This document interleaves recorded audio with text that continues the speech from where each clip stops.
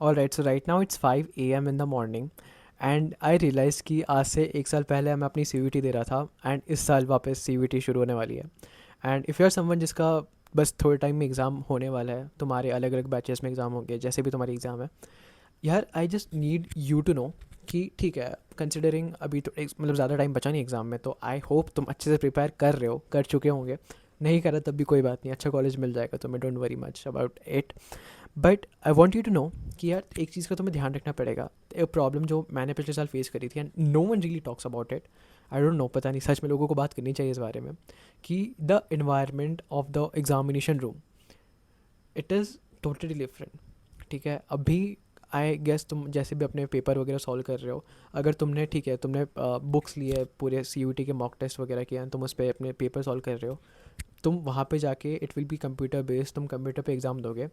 Things change a lot, वहाँ पे ही बहुत चीज़ें बदल जाती है। तुम्हारी जो पूरी मेंटली तुमने आप खुद को प्रिपेयर कर रखा है ना, दैट इज़ लाइक कि ठीक है, तुम अभी टिक टिक लगा के आंसर कर रहे हो, वहाँ पे तुम्हारे सामने बिल्कुल चेंज होने वाला है कि ठीक है भाई, ये तो ठीक है, कंप्यूटर की स्क्रीन आ गई, तुम इस पर कैसे पेपर दोगे।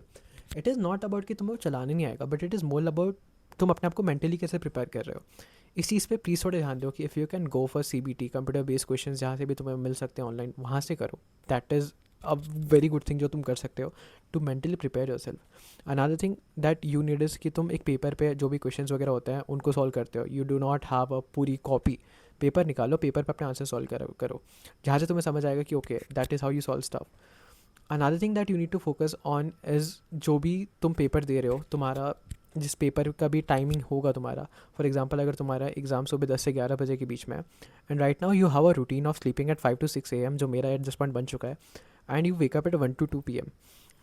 अगर तुम्हारा एग्ज़ाम 10 बजे है, ठीक है, अब तुम्हारी वो आदत बन चुकी है कि तुम उस टाइम पे सो ही रहे हो, एग्ज़ाम के टाइम पे नींद आएगी, नो मैटर तुम्हारा कितना इंपॉर्टेंट एग्ज़ाम है, बट उस टाइम पे तुम्हें नींद आएगी।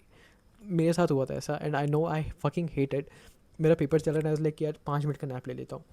डोंट गो थ्रू दिस, ठीक है, थोड़ा सा शेड्यूल बस वैसा बना लो फॉर मे बी 2 वीक्स जितने में तुम्हारी एग्ज़ाम है, थोड़े टाइम के लिए ऐसा शेड्यूल बना लो कि जब एग्ज़ाम है ना, जब यू आर एक्टिव, ठीक है, जब सो नहीं रहे हो, एंड प्रिफरेबली अगर उस टाइम पे तुम पढ़ाई कर रहे हो, so that would be great because you have a habit of studying at that time, of solving paper at that time, तो तुम उस चीज़ को अच्छे से कर लोगे।